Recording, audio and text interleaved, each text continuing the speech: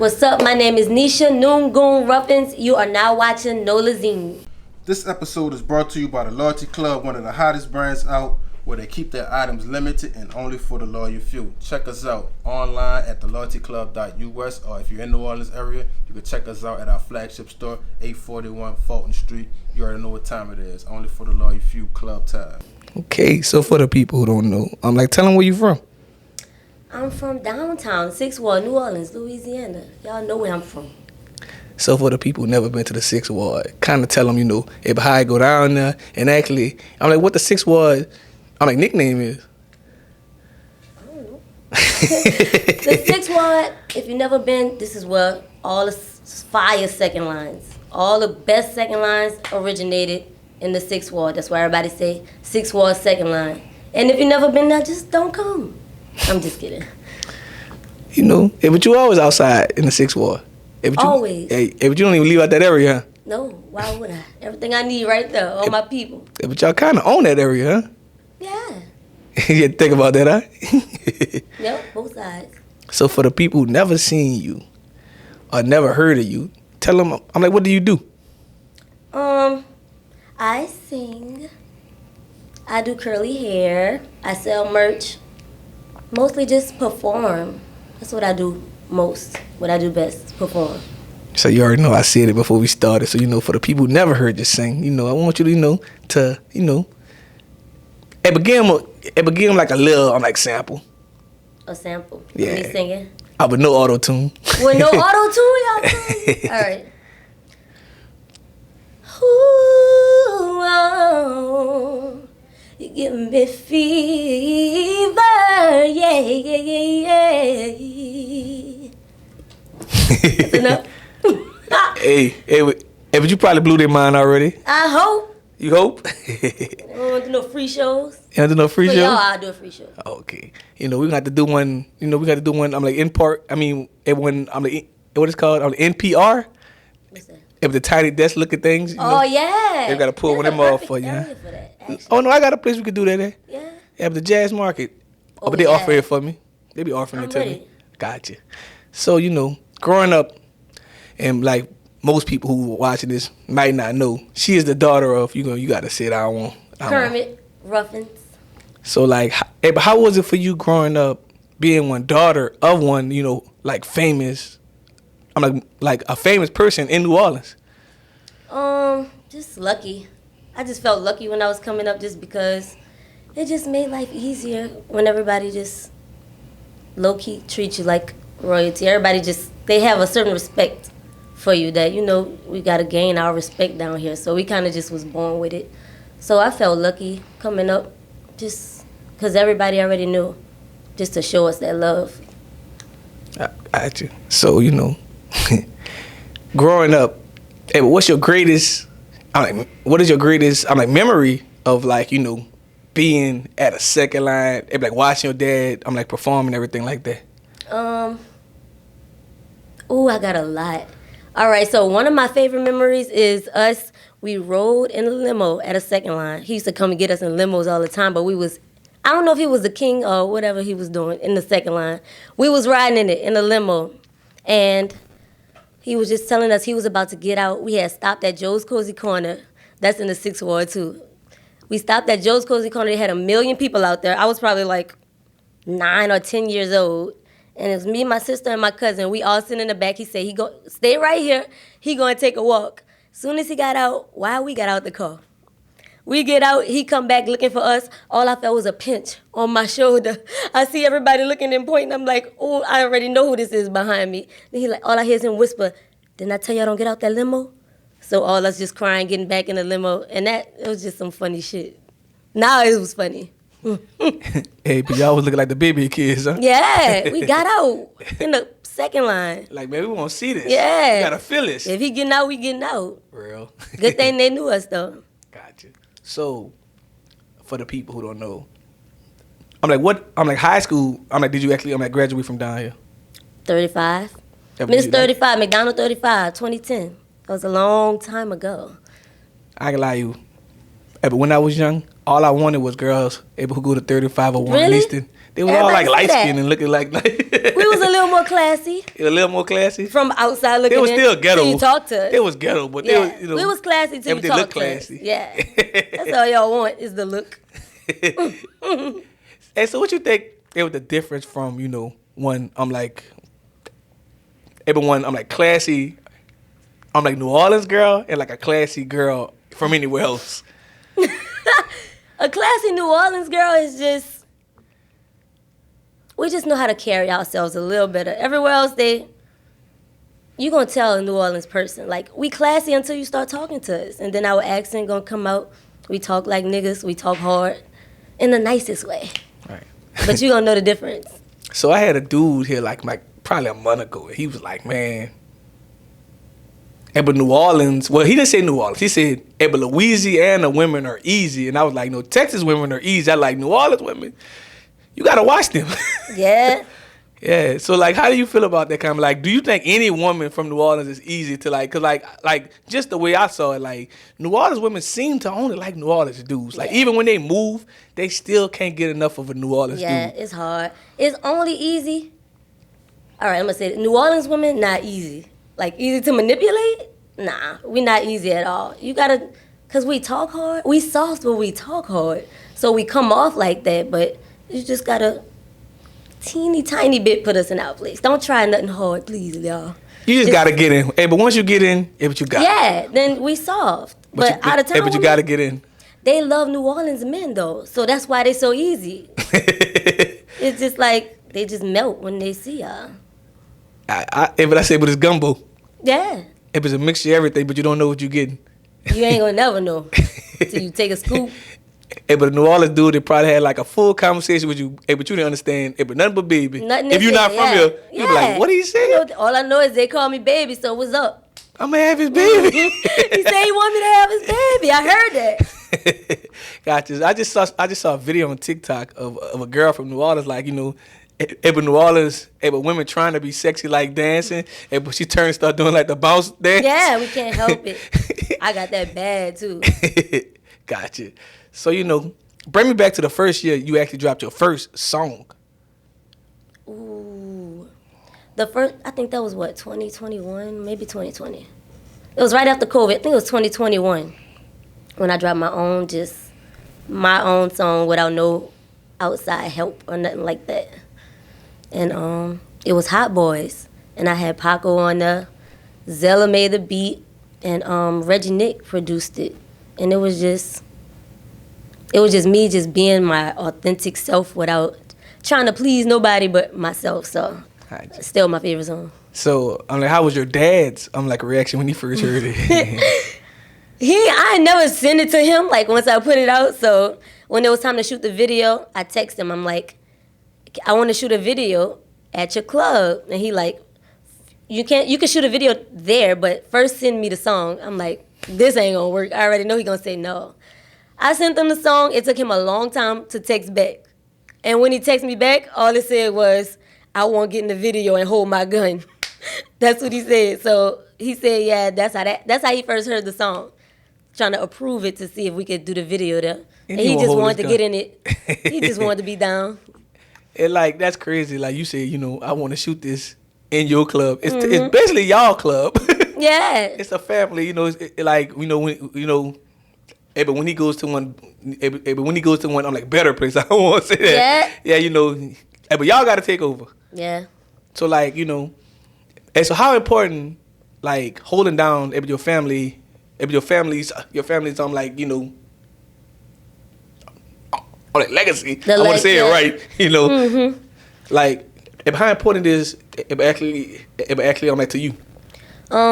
It's very important to me personally because I'm just scared of my daddy. So all of us, like, he got a lot of girls. Most is like all girls. So all of us are like really soft towards him.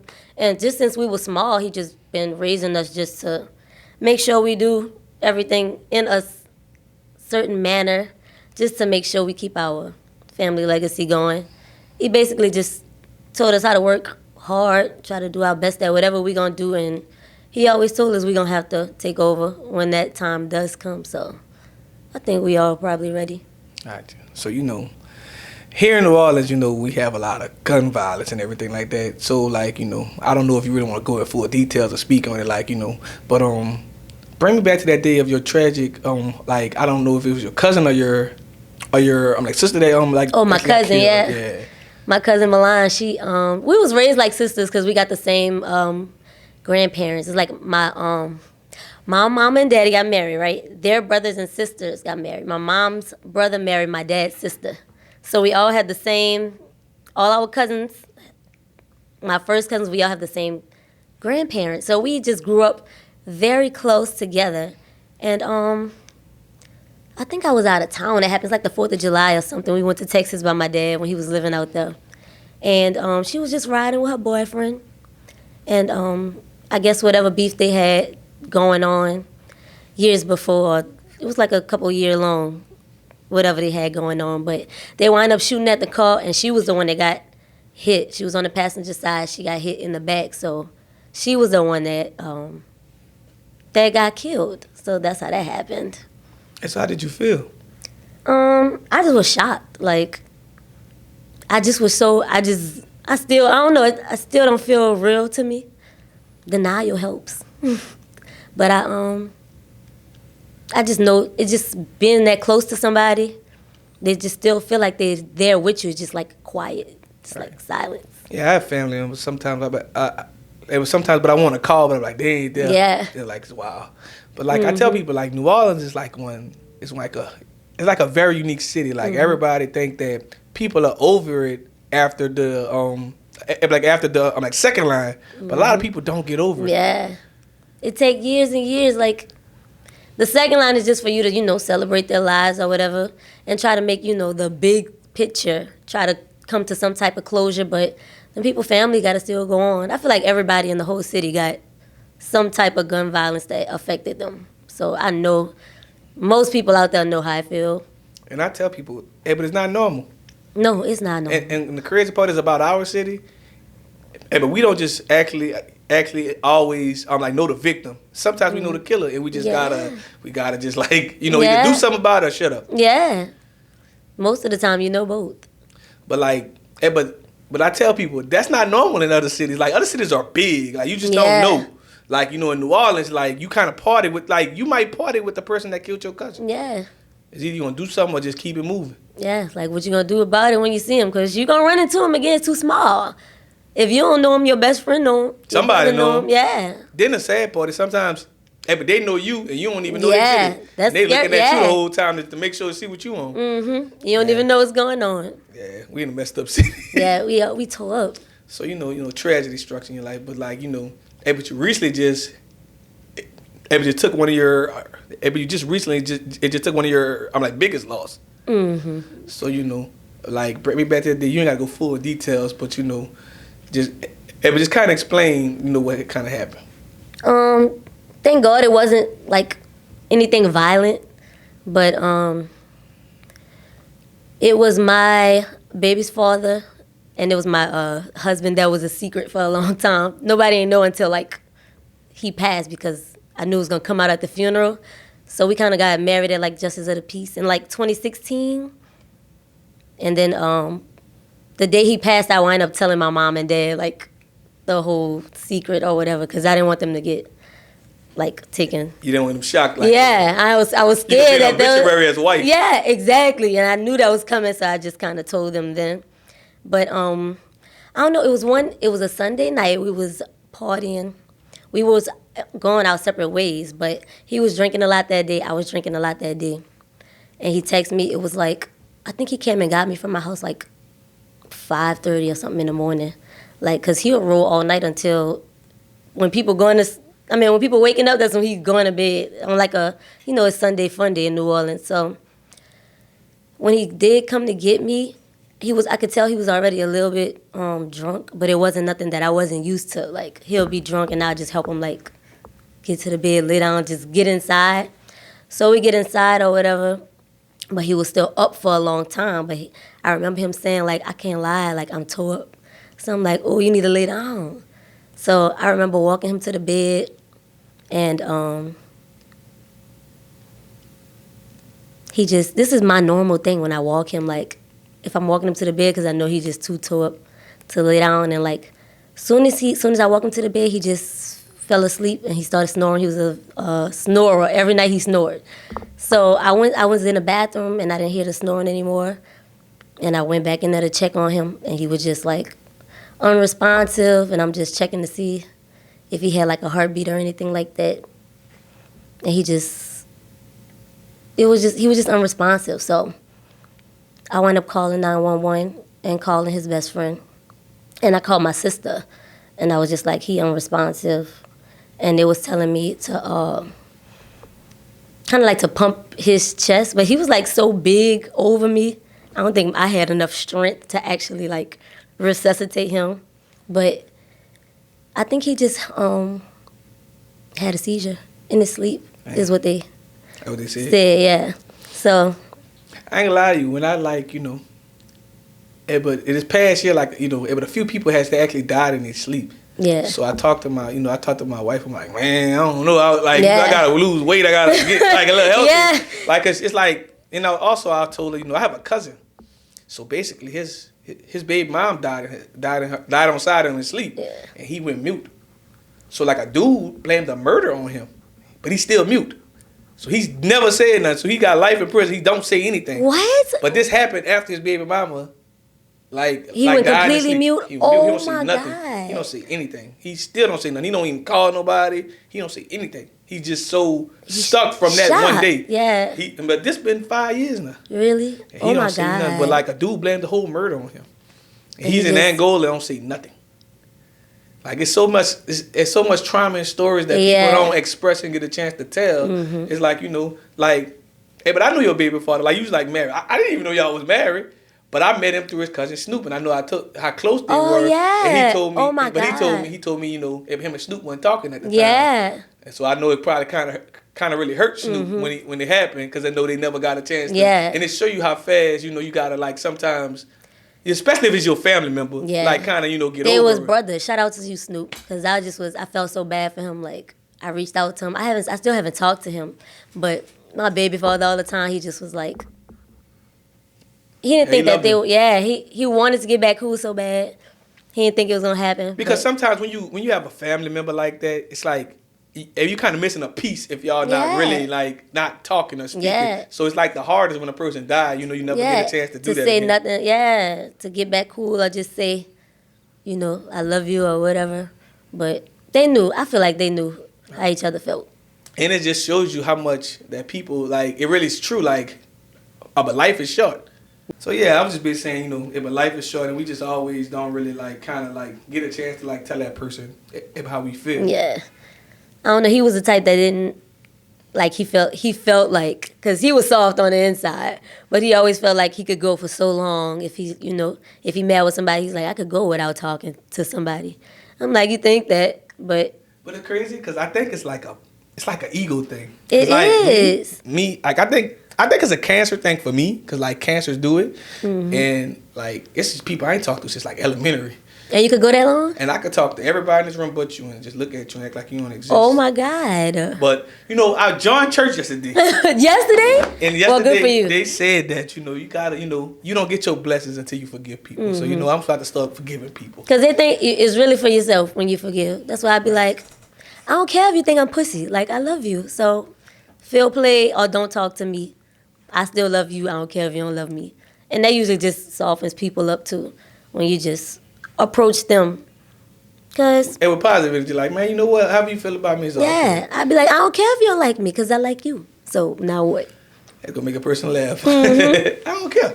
It don't matter. But I think that's what we need. We need more positive energy because it's so easy for us to, and people don't realize how easy it is to get tricked off the streets. Like so many people want to do each other stuff, but you only got one life. Yeah. The people giving life.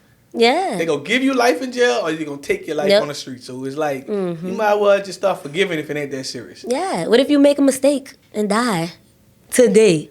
And then you're going to be in heaven thinking about, dang, I should have just been cool with that person. I should have just told him what's up the last time I seen him. Even if you just say what's up, like, it makes a difference in people. It's just, we so hard on the outside here.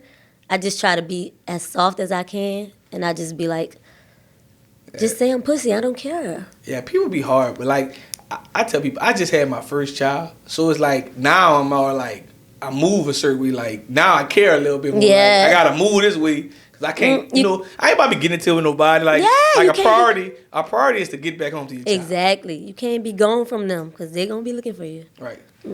So like if you have a child, right, and like it's probably kind of hard, like because I heard for the longest, your child be asking, I'm like for their daddy after they pass away, and like I remember growing up, always like turn this song or listen to it, but I never paid attention to the song until I got older, and like my wife, like she talk about actually, I'm like losing her man, and that's like India.Arie. Good man. Oh yeah, that's my song. So like now when I hear like, oh yeah, it's so now I don't want to say that at all. Yeah, it's tragic when you hear it. Now I don't turn on at all. Like you thought it was a sweet song, Lord help me. I like the Yeah, it's a good song. It's tragic though if you really listen to it. It's tragic. And like, but it's really tragic when people like it really happens and it happens to people. Yeah. Like like who wants to wake up to if their partner not being there no more. Yeah, it's shocking. Like, and then having to tell the kid like.